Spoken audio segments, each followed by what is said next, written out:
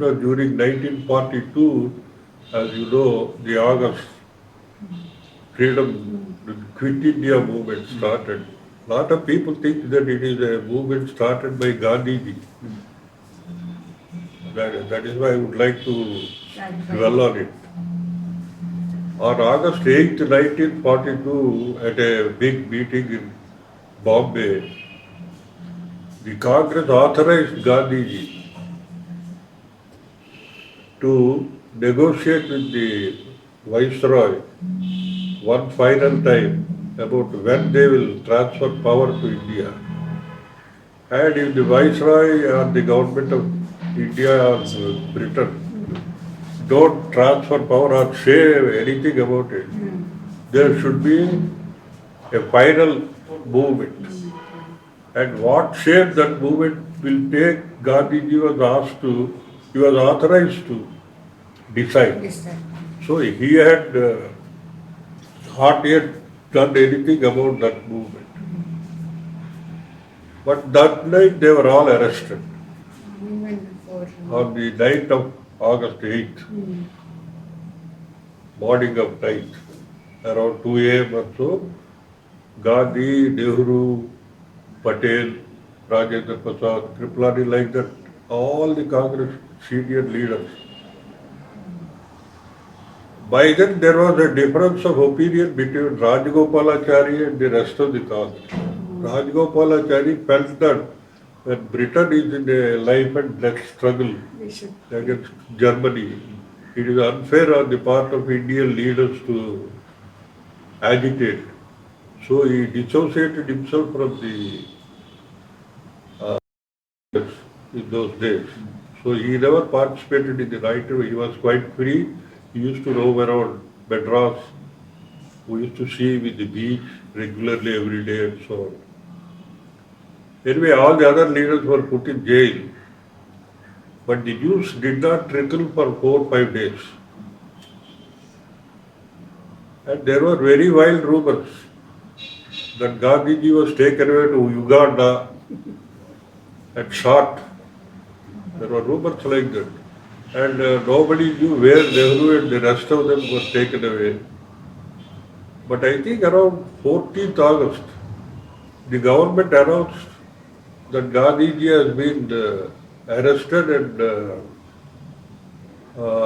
confined to Aga Khan Palace in Pune, along with his wife, private secretary, and I forget his name. Private secretary, Pyarilal. Not Pyarilal, Pyarilal's sister, what is her name? Sushila Nair. Sushila Nair. Sushila Nair. She was his personal physician. These 4 people were kept in the Aga Khan Palace, which was converted into a prison for Gandhiji, with a lot of security all around. And all the others were kept in Ahmednagar fort. This news came only around 5 days after they were arrested and imprisoned. In between, there were so many rumors. People became very agitated. And they rose in rebellion. It was nothing to do with Gandhi. The Quit India movement as it took shape. It was fairly violent also. They were derailing trains, cutting off telegraph wires and telephone wires. Gandhiji never advocated such action. But the British government said it is Gandhiji who has secretly engineered all this. But anyway, I'll tell you, it was in Guntur that the first train was smashed. The train stopped in the Guntur station. A lot of people went there and they allowed all the passengers to come out. It was a local train. It became empty at that point. And a lot of people stored it and all that. And then they removed fish plates, things like that. My own personal impression is that the whole movement started in Andhra. And there used to be funny secret circular type sometimes. Suddenly it comes into, they used to paste it on the railway Wagon. compartment, railway wagons on the side and so on, giving instructions what to be done and all that. From Andhra, it soon spread to all over the country. That is my impression. Because, as you know, as I said, there was a lot of censorship and all that. So, okay. And many people didn't have even radios. So whatever news came was by rumor only. So my own impression is that the Quit India movement as it developed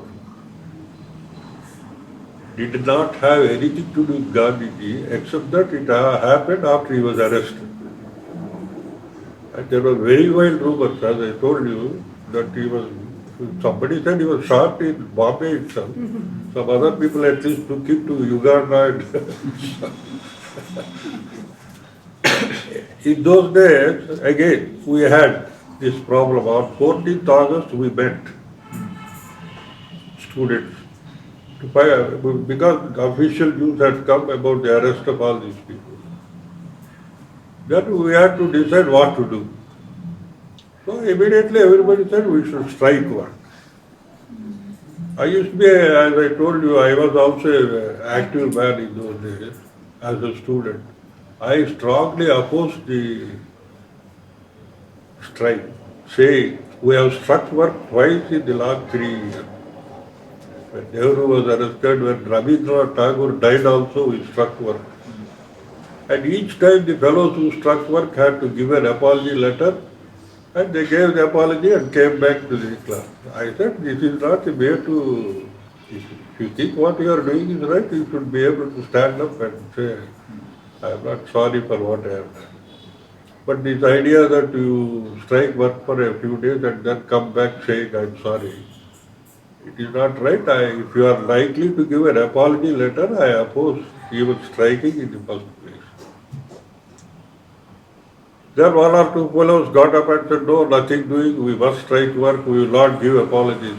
Then I also mentioned that if we don't apologize, or even if you apologize and come back, many students who get scholarships because of their needs, they are poor students. University used to give a lot of them scholarships. They will all be withdrawn. What will happen to those students? And those two fellows said, we will all contribute and support them. Things like that. A lot of bravado. Finally, what happened? We struck work for about 3 weeks. Meanwhile, university sent letters to all parents saying that your son is not attending classes. It is highly irregular unless he comes back with an apology letter. We won't allow him to return also. And this must be done by a certain date, by the end of the month or something like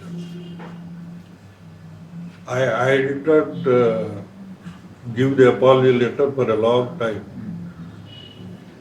Meanwhile, the two fellows who were most vociferous about going to strike, they were the first fellows to give apology letters. They wrote the apology letters even before the university asked for it. One fellow who was my classmate in the class, he went away to Kakinada, and his brother was a secretary in the Madras government. And that gentleman got worried that he may lose his job because of his brother.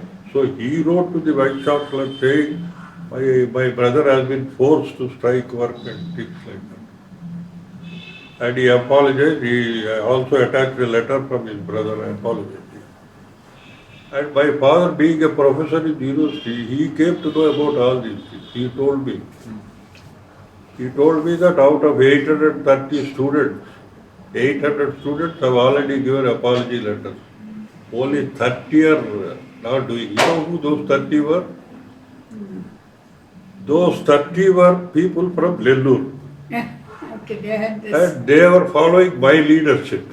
I am supposed to be a Nellurian, although in my whole life I lived there only for 2 or 3 years.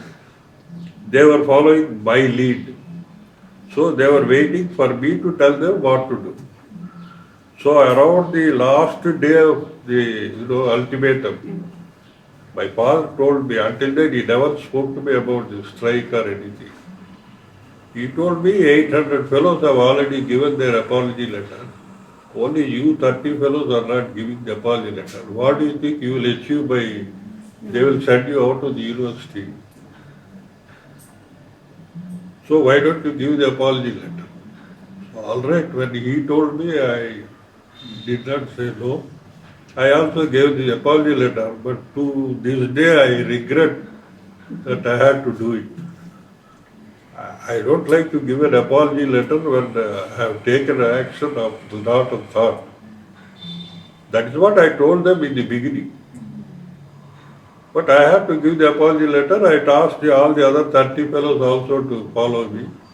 And we all went back to like sheep. We went back to the class. That was the last phase of the freedom movement. After that, it quieted. This disruption of railways, telegraph, telephone, this went on for a few weeks, a few months or so. But after that, it quieted. That legacy still continues. Striking, destroying the property. Yeah, I mean, that legacy started then. Yeah, still continues without anything.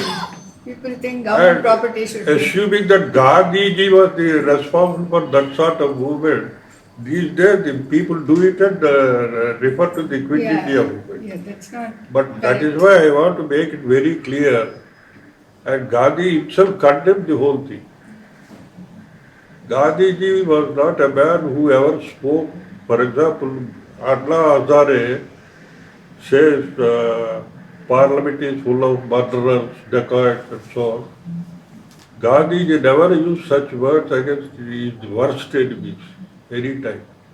He always spoke of them as gentlemen, equal, who should be negotiated with, discussed, convinced, persuaded and so on. But not call them names and ascribe motives, things like that. But the Quit India movement was definitely not a Gandhian movement. Unfortunate thing is, the impression has been allowed to continue that Quit India movement was a Gandhian movement. And if Gandhi could allow such things in those days, why can't I break the glasses of a bus if I am angry? Yeah. Things like that. Actually, Churchill in Parliament said that Gandhiji was the man who is doing all this. But Gandhiji was incommunicado. Nobody could see him until they told us that he is in Aga Khan Palace. We didn't even know where he was. So, that was those were the aspects of the freedom movement I wanted to mention. These were things which I had some personal memories.